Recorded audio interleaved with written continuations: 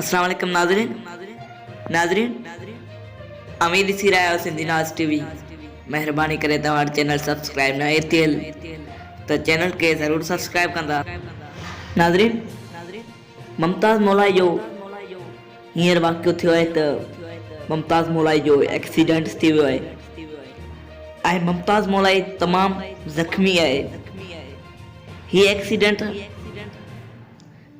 कल शाम जो थियो 4 वगे ऐं मुमताज़ मौलाई जा ही फोटू सोशल मीडिया ते तमाम घणा वायरल थी रहा है।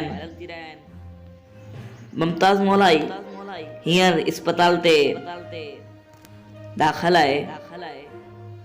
सभिनी बहननि के हींअर दुआ जी अपील था करूं तो महिरबानी करे मुमताज़ मौलाई जे लाइ दुआ घुरनि जीअं त मुमताज़ मौलाई जल्द ठीक थी वञे।